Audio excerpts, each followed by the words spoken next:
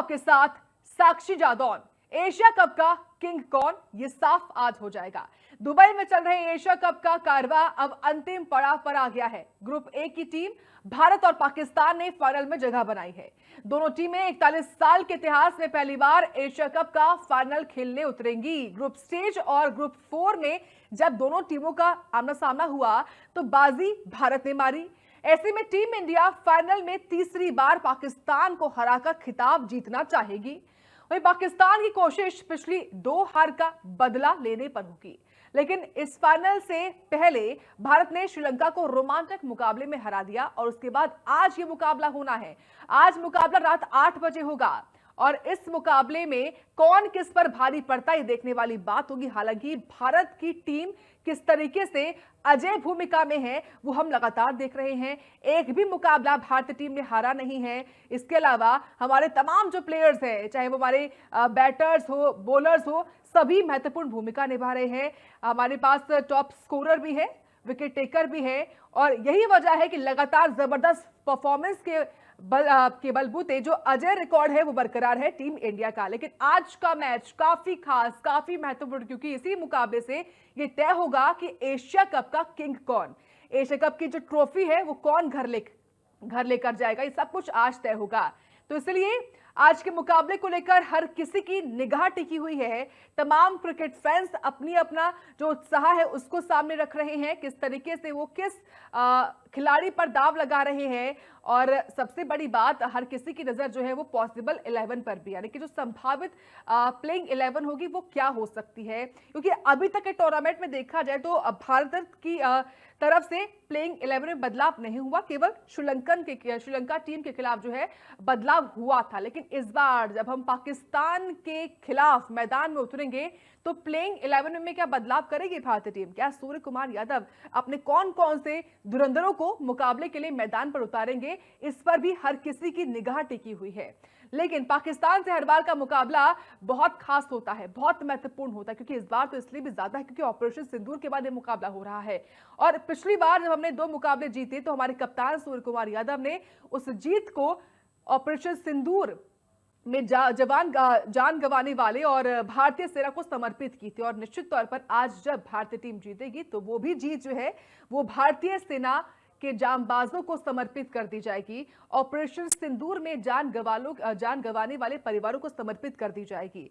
इसलिए आज का मुकाबला देखिए बहुत खास है, बहुत महत्वपूर्ण है। इस मुकाबले से भावनाएं जुड़ी होती हैं। अमूमन इमोशन जो है वो भारत और पाक के मुकाबले से जुड़े हुए होते हैं। और आज के मैच में कौन बाजीगर बनेगा, कौन किस तरीके से गेम चेंजर साबित होगा, इस पर हर किसी की निगाह टिकी हुई है। जो एक्सपर्ट्स हैं, जो क्रिकेट प्लेयर्स हैं, वो अलग अलग जो अपनी जानकारियां हैं वो भी रख रहे हैं इस मुकाबले को लेकर कि किसको किस तरीके से बदलाव होना चाहिए पाकिस्तान पर। हालांकि भारत लगातार अपनी जो जीत है वो दर्ज करते आया है, लेकिन आज के मुकाबले से सब कुछ साफ हो जाएगा, तस्वीर क्लियर हो जाएगी।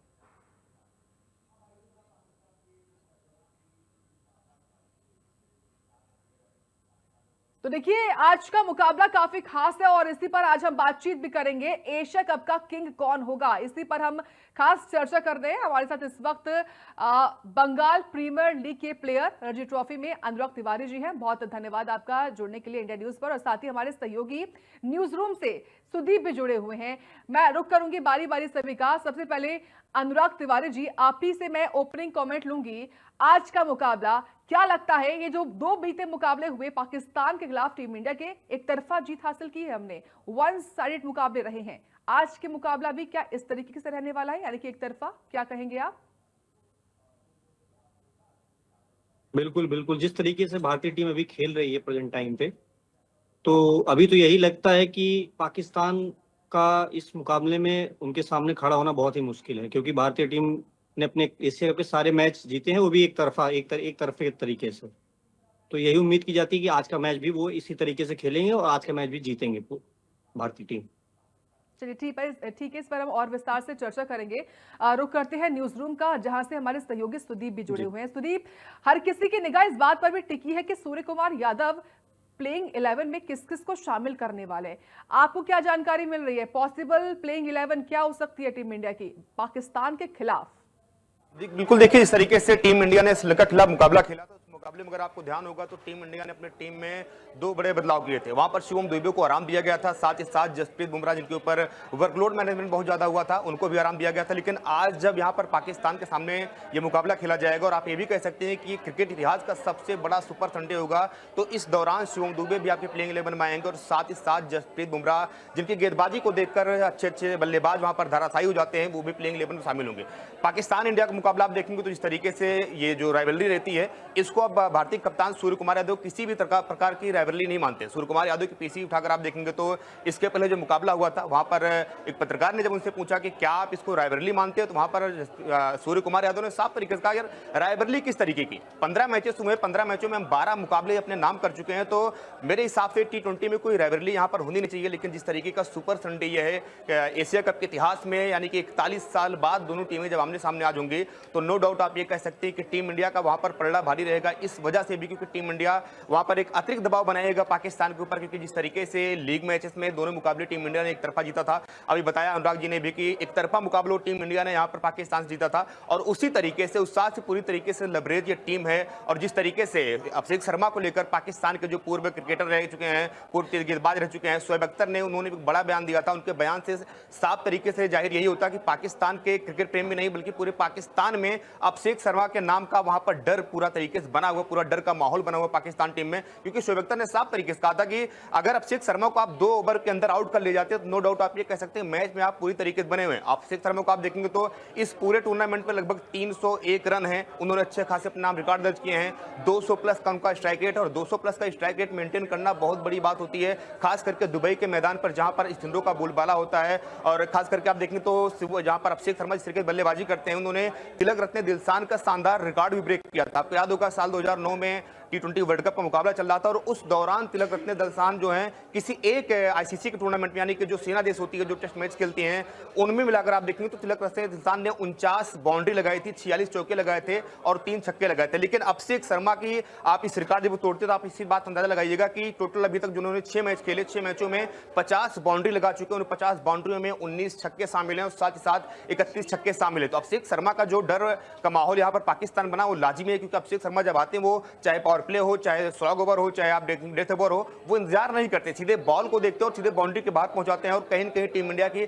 सबसे मजबूत कड़ी यही है कि जिस तरीके से सुमन गिल भी लगातार अभिषेक शर्मा का साथ देते हैं, ये नहीं कि वो स्ट्राइक रोटेट कर रहे हैं कि अगला मारेगा, ऐसा कुछ नहीं है। अभिषेक शर्मा के साथ साथ सुमन गिल भी कहते हैं कि खरबूजे को देखकर रंग बदलता है, उसी तरीके से कहीं न कहीं अभिषेक शर्मा को देखकर सुमन गिल भी यहाँ पर चौके छक्कों की बरसात करते हैं। और नो डाउट आज के भी इस मुकाबले में आप देखेंगे तो टीम इंडिया का पलड़ा लगातार भारी जिस तरीके से रहा है, वो पलड़ा आज भी इस मुकाबले में भारी रहेगा, जब टीम इंडिया और पाकिस्तान के बीच 41 सालों बाद किसी यहाँ पर फाइनल में खेलेंगे, खास करके एशिया कप को। ठीक है, तमाम जानकारियां सुदीप आपने बताई हैं, लेकिन अनुराग जी आपके पास में आते हुए देखिए, पिछला मुकाबला जो हुआ है टीम इंडिया का वो हुआ है श्रीलंका के खिलाफ। श्रीलंका के खिलाफ हमने जीत भले ही दर्ज की है, लेकिन वो जीत कैसे रही वो हम सभी जानते हैं। मुकाबला जो है वो सुपर ओवर तक खिंच गया, ऐसा नहीं होना चाहिए था। क्या आपको लगता है जो इसका बुरा असर कहीं आगे ना पड़े, और खास तौर से जो आज का मैच होने वाला है इस पर क्या कहेंगे आप? ये कोई वेकअप कॉल है टीम इंडिया के लिए, खिलाड़ियों के लिए? देखिए उस मैच में इंडिया पहले से क्वालिफाई कर चुकी थी, इसलिए उन्होंने अपने 2 मेन प्लेयरों को आराम भी दिया था। तो वो उनका मेन फोकस था फाइनल के लिए, और उसके लिए वो पूरी तरीके से तैयार हैं, उनके ऊपर कोई भी प्रेशर भी नहीं है। और जिस तरीके से वो खेल के आ रहे हैं अभी तक, जिस तरीके से उनका परफॉर्मेंस है, पूरी तरीके से आप ये मान के चलिए आज भी वो डोमिनेट करके ही मैच जीतने वाले हैं। क्योंकि इंडिया के चाहे बैटिंग लाइनअप हो, बॉलिंग लाइनअप हो, ये दोनों अपने पीक पे हैं, और ये दोनों बहुत अच्छा परफॉर्म कर रहे हैं ईच एंड एवरी मैच में। तो आज भी यही उम्मीद की जाती है कि वो आज अच्छा करेंगे और जीतेंगे। और लास्ट मैच में हमारे मेन बॉलर जसप्रीत बुमराह भी नहीं खेले थे, तो आज यही उम्मीद करते हैं कि अगर वो खेलेंगे तो वो एक ऐसे इकलौते प्लेयर हैं, इकलौते बॉलर हैं कि जो मैच को अपने हिसाब से ढाल सकते हैं। तो आज यही उम्मीद की जाएगी वो अपना बेस्ट करेंगे, और इंडिया टीम आज भी जीतने वाली है, ये मान के चलिए आप। बिल्कुल, लेकिन अनुराग जी देखिए, टीम इंडिया हमेशा उस कॉन्फिडेंट के साथ नजर आती है जब मैदान पर उतरती है। हमारे खिलाड़ी जो है वो जबरदस्त कॉन्फिडेंस में होते हैं, लेकिन जो 2 मैच हमने जीते और पाकिस्तान के साथ हमारे फाइनल की जो हिस्ट्री है उसको भी ध्यान में रखते हुए क्या हमको संभल के खेलना होगा अनुराग जी? देखिए संभल संभल के खेलने की जरूरत अभी पाकिस्तान को, क्योंकि भारतीय टीम अभी इस प्रेजेंट टाइम पे जिस तरीके का क्रिकेट खेल रही है, कि पाकिस्तान को भी एहसास है कि वो उनके पास गलती करने का कहीं भी मौका नहीं है। और इंडिया टीम अभी सारे मैच डोमिनेट करके ही खेल रही है, ये चीज पाकिस्तान के दिमाग में है और उनके प्लेयर भी ये चीज महसूस कर रहे हैं कि बहुत ही ज्यादा उनके ऊपर प्रेशर है। भारतीय टीम अपना बस बेस्ट क्रिकेट खेलेगी, उनको जीतने से कोई रोक नहीं सकता। प्रेशर सारा जो भी है वो पाकिस्तान के क्रिकेटरों पे है, पाकिस्तान की मीडिया, क्योंकि उनको पूरी तरीके से उनके नाम को पूरी तरह से वो लोग उछाल रहे हैं कि वो अच्छा क्रिकेट बिल्कुल नहीं खेल, खासकर इस मौके पर, क्योंकि जो अभी तनातनी का माहौल है दोनों देशों के बीच, जिस तरीके से क्रिकेट पे भी जो चीजें नहीं होनी चाहिए वो सारी चीजें हो रही हैं। तो और पाकिस्तान भारत से पिछला 2 मैच हार चुका है, तो सारा प्रेशर पाकिस्तान के ऊपर होगा। भारतीय टीम के ऊपर कोई प्रेशर नहीं, अपना बेस्ट क्रिकेट खेलेंगे आज और वो जीतने वाले हैं। ठीक है सुदीप, देखिए अनुराग जी तो बात बोल रहे हैं कि जो प्रेशर है, दबाव है, वो केवल पाकिस्तान के ऊपर होगा, लेकिन इंडियन टीम उस दबाव को नहीं महसूस करेगी। इसी में कुछ एक आध सवाल आप ऐड करके अनुराग जी से पूछिए सुदीप। देखिए जिस तरीके से अनुराग जी ने बताया अभी कि पाकिस्तान को खुद प्रेशर लेगी, ये पाकिस्तान प्रेशर इसलिए ले रही है ना कि उनके जो सपोर्टिंग स्टाफ हैं, जो उनके प्लेयर्स हैं, जो पूर्व खिलाड़ी हैं, वो शायद अपने खिलाड़ी सपोर्ट नहीं कर रहे हैं। आप अंदाजा इस बात से लगाइएगा कि कौन सा पूर्व खिलाड़ी होगा आपके देश का जो ये कहेगा कि भैया आप अगले वाला जो खिलाड़ी है उससे थोड़ा बच के रहिए। तो ये तो आप खुद ही कह सकते हैं वो प्रेशर खुद ही बिल्डअप कर रहे हैं। शोएब अख्तर को उठाकर आप देखेंगे जिस तरीके से उन्होंने कहा था कि पाकिस्तान की टीम में कोई ऐसा प्लेयर नहीं है जो खिलाड़ियों को वहां पर जो है अच्छी तरीके से वहां खेल सके, जो मिडिल ओवर में जो विकेट आप गिरते वहां पर बल्लेबाजी कर सके। आप उठाकर देखेंगे जिस तरीके से पाकिस्तान से लगातार बयानबाजी होती है, चाहे इमरान खान हो या जो और पूर्व क्रिकेटर रह चुके हैं, वो लगातार अपने खिलाड़ियों को डोमिनेट करते हैं। लेकिन इंडिया में ऐसा नहीं। इंडिया में कोच जो गौतम गंभीर है, उनका स्पष्ट रूप से ये कहना है कि आप जाइए अपने हिसाब से खेलिए, ड्रेसिंग रूम बैठकर कौन क्या कह रहा है या फील्ड के बाहर बैठकर कौन क्या कह रहा है, मैदान के बाहर बैठकर कौन क्या कह रहा है, उन चीजों को आप मत देखिए। आपको याद होगा कि जब पहला मैच पाकिस्तान और इंडिया का था, उस दौरान जो है तमाम सारी चीजें सोशल मीडिया पर वायरल हो रही थी और उस समय सूर्य कुमार यादव प्रेस कॉन्फ्रेंस में आते हैं और कहते हैं कि मैंने 70% जो ऐप होते हैं मोबाइल में सोशल मीडिया जुड़े हुए, उसको हम सारी टीम मिलकर वहां पर लीड किया था और मेन फोकस था कि पाकिस्तान को किस तरीके से रोका जाए। अनुराग जी हमारे साथ लगातार जुड़े हैं। अनुराग जी देखिए जिस तरीके से टीम इंडिया की गेंदबाजी है, खास करके अभी आपने बताया जसप्रीत बुमराह को लेकर कि बुमराह वाकई में अपने आप में बहुत सक्षम है और साथ ही साथ आपके पास 3 क्लास वहां पर शानदार स्पिनर गेंदबाज है, चाहे वो अक्षर पटेल हो, चाहे वरुण चक्रवर्ती हो या चाइनामैन गेंदबाज कुलदीप यादव हो। और दुबई की पिच हमेशा जो है स्पिनरों को काफी ज्यादा मददगार साबित करती है। तो आपको लगता है कि अबरार अहमद जो पाकिस्तान के लिए खेल रहे हैं, अच्छा हालांकि वो अच्छी गेंदबाजी भी कर रहे हैं, साथ ही साथ सैम अयूब जो कि एक आप कह सकते हैं कि बहुत ज्यादा नाम लेकर आए थे वहां पर पीसीएल में जब पाकिस्तान प्रीमियर लीग हुई थी वहां पर, लेकिन वो बैटिंग से अपने कुछ नहीं कर सकते हैं। गेंदबाजी हालांकि उन्होंने थोड़ा कमाल किया था। क्या लगता है कि आपके जो 3 स्पिनरों की टिकड़ी है ये भारी पड़ेगी पाकिस्तान पे? बिल्कुल बिल्कुल, क्योंकि वहां की जो विकेटें हैं वो स्पिनर को हमेशा मदद करती हैं। और जैसे कि आपने देखा होगा कि आगे मैचों में भी बॉल थोड़ा सा स्पिन हो रहा था, थोड़ा स्लो हो रहा है, तो इससे आप पता लगा सकते हैं कि भारत की जो स्पिनर्स है उनको काफी अनुभव है उन विकेटों पे भी खेलने का, क्योंकि वैसे ही विकेट भारत में भी उनको मिलते हैं खेलने के लिए और उसी तरीके का विकेट वहां का भी है। तो यही उम्मीद करिए कि आज वो अपना सर्वश्रेष्ठ करेंगे और अच्छा करने वाले हैं, क्योंकि जो वरुण चक्रवर्ती मिस्ट्री स्पिनर उनको बोला जाता है, उनके पास वेरिएशंस बहुत ज्यादा हैं। और पाकिस्तान की जो बैटिंग लाइनअप है, खासकर की जो ऊपर के बैट्समैन हैं, उनको कोई भी अभी उस तरीके से उन्होंने कुछ अभी तक किया नहीं है, कोई परफॉर्मेंस दिया नहीं है। और वरुण चक्रवर्ती को वैसे भी खेलना बहुत ही मुश्किल है उनके लिए, तो यही उम्मीद करिए कि, और ये खासकर कुलदीप यादव ने भी पिछले मैच एक मैच में पाकिस्तान से जो मैन ऑफ द मैच हुए, तो उनका भी प्रेशर काफी उनके बैट्समैनों के ऊपर दिखाई देगा। और यही मान के चलिए कि भारत के जो तीनों स्पिनर हैं वो काफी अच्छा करने वाले हैं खासकर इन तरीके के विकेटों पे। अच्छा देखिए अनुराग जी जिस तरीके से पाकिस्तान और इंडिया का मुकाबला होता है, लोग कहते हैं कि बहुत बड़ा मुकाबला है, बहुत रोचक मुकाबला है, लेकिन जिस तरीके से सूर्य कुमार यादव ने इन सारी बातों को खारिज किया था और कहा था कि हम इस मुकाबले पाकिस्तान और इंडिया के मुकाबले को बिल्कुल भी हम राइवलरी नहीं समझते, क्योंकि टीम इंडिया 12 मुकाबले जीती, पाकिस्तान ने 3 मुकाबले जीते हैं। लेकिन उसके पहले आप देखेंगे जो इतिहास कहता है कि 18 सालों में टीम इंडिया पाकिस्तान से कभी भी कोई फाइनल नहीं जीती थी। साल 2017 का आपको वो चैंपियन ट्रॉफी याद होगी जब टीम इंडिया वहां पर आती है, साल 2022 आपको याद होगा। तो क्या लगता है कि आज के इस मैच में कौन सा खिलाड़ी टीम इंडिया के लिए तुरुप इक्का बन सकता है, या कौन सा खिलाड़ी जो है वो टीम इंडिया को आगे बढ़कर जीत दिला सकता है? जैसे आपने पिछले इतिहास को बोला, अभी जो पाकिस्तान की टीम है, आप बैटिंग लाइनअप को इनको देखेंगे, इनकी बैटिंग लाइनअप में कुछ भी है नहीं, क्योंकि इस तरीके से इनके जो भी बैट्समैन हैं इनको इतना अनुभव नहीं है। जो कि भारतीय क्रिकेटर जो है यहाँ पे भारत में इतने बड़े टूर्नामेंट आईपीएल में खेल के इतने बड़े बड़े क्रिकेटरों के साथ खेल के आते हैं, तो यहाँ के जो युवा हैं उनको भी काफी अनुभव है और वहाँ के जो बैट्समैन है उनको अनुभव की कमी है, तो इसका असर आपको खासकर उनके बैटिंग लाइनअप में दिखता है। तो यही उम्मीद करके चलिए कि आज का जो मैच होने वाला है वो पाकिस्तान एक तरफा वैसे भी हारने वाला, क्योंकि उनकी बैटिंग में कुछ नहीं, उनके ओपनर्स कुछ नहीं कर रहे हैं। सईम आयूब हो गए, जो भी हैं उनके ओपनर, वो उस तरीके की बैटिंग पावर प्ले में खासकर नहीं कर पा रहे हैं। और जो कि अगर आप भारतीय बैटिंग लाइनअप देखेंगे, अभिषेक शर्मा हो गए, शुभमन गिल हो गए, संजू सैमसन हो गए, ये जितने भी ऊपर के बैट्समैन है, सूर्य कुमार यादव हो गए, ये अगर इनको थोड़ा देर खेलने का मौका मिलेगा तो ये मैच को अपने पूरी तरीके से अपने पक्ष में कर लेंगे। तो आप यही उम्मीद मान चलिए कि आज ये बेस्ट करेंगे और भारतीय टीम जीतने वाली है।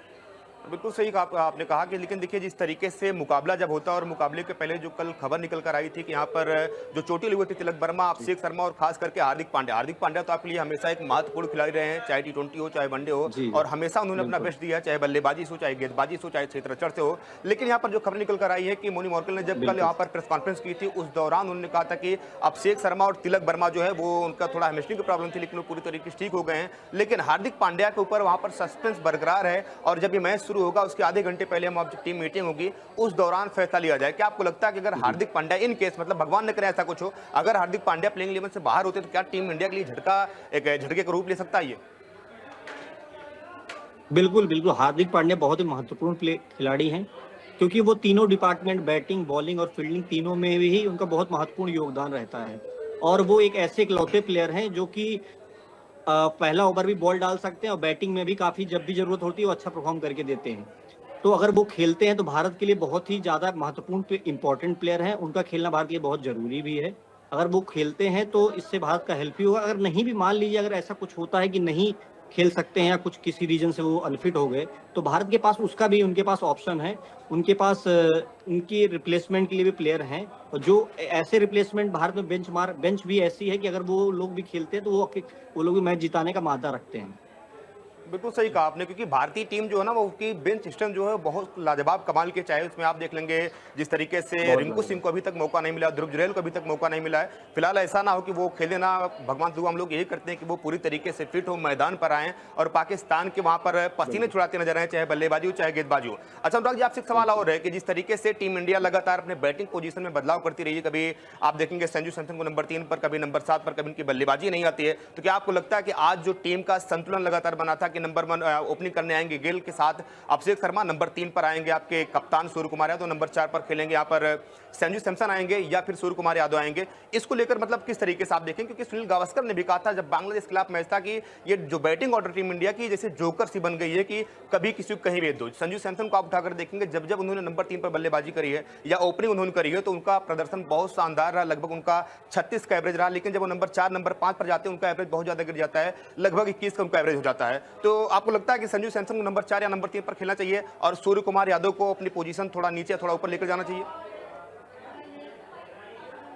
बिल्कुल बिल्कुल, क्योंकि संजू सैमसन की आईपीएल में भी अपने राजस्थान रॉयल टीम जब खेलते हैं तो ओपन या 3 नंबर ही बैटिंग करते हैं, और इस नंबर पर उन्होंने काफी भारत के लिए भी और अपनी आईपीएल टीम के लिए भी बहुत सारे रन बनाए हैं। तो अगर वो अपने पोजीशन पे खेलते हैं, 3 नंबर पे बैटिंग करते हैं या 4 नंबर बैटिंग करते हैं, ये जाके भारतीय टीम को मदद करने वाली है। और सूर्य कुमार यादव का बैटिंग ऑर्डर अगर थोड़ा नीचे होता है तो उनके पास थोड़ा सा गेम को और अच्छे तरीके से, क्योंकि सूर्य कुमार यादव इकलौते ऐसे प्लेयर हैं जो 360 खेलते हैं, हर दिशा में वो बैटिंग कर सकते हैं, पीछे आगे हर तरीके के शॉट्स वो खेलते हैं। तो ऐसा नहीं है उनको, अगर वो 3 नंबर खेलते हैं तो उनको पावर प्ले मिलेगा, पावर प्ले का पावर प्ले यूज करने के लिए संजू सैमसन बहुत अच्छे ऑप्शन है। लेकिन अगर सूर्य कुमार यादव नीचे बैटिंग करते हैं तो इससे भारतीय टीम की मदद होने वाली है। और संजू सैमसन अगर 3 नंबर बैटिंग करते हैं तो बहुत ही ज्यादा उपयोगी होगा, क्योंकि वो पावर प्ले का बहुत अच्छा यूज करते आते हैं, बहुत अच्छा यूज किया है उन्होंने, क्योंकि वो ओपन भी करते हैं, भारतीय टीम के लिए भी ओपन किया उन्होंने और राजस्थान रॉयल के लिए भी ओपन किया उन्होंने। तो यही उम्मीद करिए आज वो 3 नंबर पर बैटिंग करेंगे और इससे भारतीय टीम की मदद होगी। और सूर्य कुमार यादव, क्योंकि अभी सूर्य कुमार यादव ने जितने भी मैचों में 3 नंबर पर बैटिंग की है तो खास उतना अच्छा उनका प्रदर्शन रहा नहीं है। तो यही उम्मीद की जाएगी टीम मैनेजमेंट इस सारे परफॉर्मेंस को देखते हुए थोड़ा सा बैटिंग में वो चेंज लाएंगे और जिसका जो पोजीशनिंग है बेस्ट जो टीम के लिए होगा वो आज वो उसी नंबर पर बैटिंग करेगा। अच्छा, एक सवाल मेरा और था, एक लास्ट सवाल आपसे ये था कि जिस तरीके से टीम इंडिया अभी तक बल्लेबाजी करने गई है और जिस तरीके से पाकिस्तान गेंदबाजी रही है, चाहे उनकी बल्लेबाजी रही है, बल्लेबाजी में उनके आप देखेंगे तो केवल उनके साबिन फरहान जो हैं उन्होंने अभी तक टोटल 161 रन बनाए पूरे अपने 6 मैचों में। उनके ऊपर आप देखेंगे तो कोई बल्लेबाज वहां पर दूर दूर तक नजर नहीं आता। शायम अयूब एक बहुत बड़ा नाम लेकर आए थे, पीएसएल से निकल कर आए थे, बैटिंग करेंगे और कई क्रिकेटर ने यह कहा था कि जसप्रीत बुमराह को शायम अयूब 6 छक्के लगातार मारेंगे, लेकिन उठाकर आप इतिहास देखेंगे शायम अयूब का तो इस एशिया कप में अभी तक उन्होंने 36 रन टोटल नहीं बनाए, कभी मतलब 3 दफा उन्होंने 0 बनाया, कभी 21, कभी 2, कभी 3 रन बनाए हैं। और टीम इंडिया को आप देखेंगे तो वहां पर अभिषेक शर्मा वाकई में बहुत उपयोगी पारी लगातार खेलते आ रहे हैं, संजू सैमसन देखेंगे लगातार फॉर्म में है, सूर्य कुमार यादव, आपकी पूरी टीम फॉर्म में है। तो क्या लगता है कि आपको कि जो टीम इंडिया यहाँ पर अगर चेज करने जाती है तो अच्छा रहेगा या जब पहले बैटिंग करी तो अच्छा रहेगा? क्योंकि अगर आप दुबई के इस मैदान का इतिहास उठाकर देखेंगे टोटल 103 मुकाबले हुए, 103 मुकाबलों में 52 मुकाबले जीती वो टीम जो पहले चेज करी है और 50 मुकाबले जीती वो टीम जो पहले बल्लेबाजी यहाँ पर पहले बल्लेबाजी करी और एक मुकाबला रहा है। तो आपके हिसाब से क्या होना चाहिए? टीम इंडिया अगर टॉस जीतती है पहले बल्लेबाजी के लिए जाना चाहिए या फिर उनको चेज करना चाहिए? देखिए, अगर इंडिया टॉस जीतती है तो ऑब्वियसली वो लोग पहले बैटिंग करने जाएंगे, क्योंकि जो विकेट है वो बाद में स्लो होता जाएगा। और ये भारतीय टीम के पास स्पिनर्स अच्छे हैं। उनके जो तीनों स्पिनर्स हैं, कुलदीप यादव हो गया, अक्षर पटेल और वरुण चक्रवर्ती, ये उन विकेटों के लिए बहुत यूजफुल बॉलर हैं, क्योंकि जब वो बाद में बॉलिंग करेंगे तो बॉल थोड़ा सा ग्रिप करेगा, थोड़ा रुक के घूमेगा, इससे भारतीय स्पिनर को मदद मिलेगा। लेकिन मुझे लगता है कि अगर भारतीय टीम टॉस जीतती है तब ये ऐसा होने वाला है। अगर लेकिन टॉस उतना फैक्टर है नहीं इसमें, इस ग्राउंड पे, क्योंकि जो आपने अभी बताया, जो जानकारी हमको दी, 103 मैचों में पहले बैटिंग करने वाली 52 जीती है, बाकी जो भी समय वो था जीती है। तो टॉस उतना फैक्टर करता नहीं, उतना ज्यादा यहाँ पे फर्क है नहीं टॉस जीतने हारने का। लेकिन अगर भारतीय पर्सपेक्टिव से देखा जाए तो टॉस अगर भारतीय टीम जीतती है तो वो पहले बैटिंग करेगी, क्योंकि उनके पास बहुत ही अनुभवी, बहुत अच्छे स्पिनर्स हैं इसलिए। और रही बात पाकिस्तान बैट्समैनों की, शोएब अयूब की, इन सब की बात कर रहे हैं, इनके जो भी बैट्समैन हैं उन्होंने अभी तक ऐसा कुछ खास किया नहीं है। तो आप यही उम्मीद करके चलिए आज का मैच में भी वो कुछ खास ऐसा करने की उम्मीद कम ही है। वैसे क्रिकेट है, कुछ भी हो सकता है कि आज का दिन क्या होता है क्या नहीं, लेकिन भारत के पास जो अभी तक बॉलिंग स्ट्रेंथ है तो यही मान के चलिए उनके जो, क्योंकि शोएब अयूब ऊपर बैटिंग करते हैं तो भारत के जो स्टार्टिंग के बॉलर हैं वो काफी अच्छे और बहुत उपयोगी हैं। तो आप यही मान के चलिए कि उनसे ऐसा कुछ खास उम्मीद करना ही बेकार है, क्योंकि अभी तक उन्होंने कुछ ऐसा किया नहीं है। ठीक है। और रही भारतीय टीम की बात, इनकी बैटिंग, जी ठीक है, बहुत धन्यवाद आपका कीमती वक्त देने के लिए अनुराग तिवारी जी और बातचीत करने के लिए। तो वहीं सुदीप राजपूत, आपका बहुत धन्यवाद जुड़ने के लिए। तो देखिए, एशिया कप का किंग कौन होगा ये तो वक्त बताएगा, शाम का इंतजार करना होगा। लेकिन उससे पहले जो क्रिकेट फैंस हैं उनका क्या कहना है? लखनऊ में हमारे सहयोगी अभिषेक सिंह ने इन तमाम क्रिकेट फैंस से बातचीत की है, क्या कहा इन्होंने, आइए सुनते हैं। भारत और पाकिस्तान के मैच को लेकर जहां खेल का मैदान जंग के मैदान में तब्दील हो जाता है, वैसे ही लोगों की भावनाएं भी नजर आती हैं। भारत की बात करें तो भारत में हर जगह इस तरह की तस्वीरें दिख रही हैं, जैसा कि यहाँ लखनऊ में है, उत्तर प्रदेश की राजधानी, जहां पर लोग हवन पूजन कर रहे हैं और नारे लगा रहे हैं कि भारत न सिर्फ जीतेगा बल्कि एक कीर्तिमान स्थापित करेगा। ऑपरेशन सिंदूर की तरह भारत इस मैच में भी पाकिस्तान को न सिर्फ धूल चटाएगा बल्कि पूरी दुनिया को एक संदेश देगा कि भारत और पाकिस्तान जब भी सामने आएगा, भारत किस तरह पाकिस्तान को धूल चटाने का काम करेगा। किस लिए हवन कर रहे हैं आप लोग, और खेल भावना की भी बात होती है ऐसे में। बिल्कुल भैया, देखिए नवरात्रि के पावन अवसर पे आज हम लोग इसलिए ये यज्ञ कर रहे हैं। देखिए, इसके पहले भी विश्व हिंदू रक्षा परिषद लगातार 2 बार ये यज्ञ किया। दोनों मैच में हम लोगों ने भारत की जीत को सुनिश्चित करने के लिए यज्ञ किया और आज फिर इसलिए ये यज्ञ कर रहे हैं कि जैसे ऑपरेशन सिंदूर में हमारी आर्मी ने पाकिस्तान को धूल चटाया, उसी तरह खेल के मैदान पर हम पाकिस्तान को लगातार धूल चटाएंगे। पहले भी 2 बार चटा चुके हैं और इस बार भी हम लोग अपनी जीत को सुनिश्चित कर रहे हैं। तो ये हवन चलता रहेगा, ये हवन चलता रहेगा और शाम तक चलता रहेगा। विश्व हिंदू रक्षा परिषद ने नवरात्रि में ये किया है कि हम शाम तक हवन करते रहेंगे आज ये। तो देखिए, मैच के शुरू होने तक इनका कहना है कि अखंड हवन चलता रहेगा ऐसे ही, और इस मंगल कामना के साथ कि भारत विजयी हो और पाकिस्तान को धूल चटाए। और अक्सर ऐसा होता है कि भारत और पाकिस्तान का मैच सिर्फ खेल के मैदान तक सीमित नहीं होता, लोगों की भावनाएं जुड़ी होती हैं। कैमरामैन दीपक के साथ अभिषेक सिंह, इंडिया न्यूज, लखनऊ। और इसी के साथ हमारी खास पेशकश में इतना ही। आप देखते रहें इंडिया न्यूज।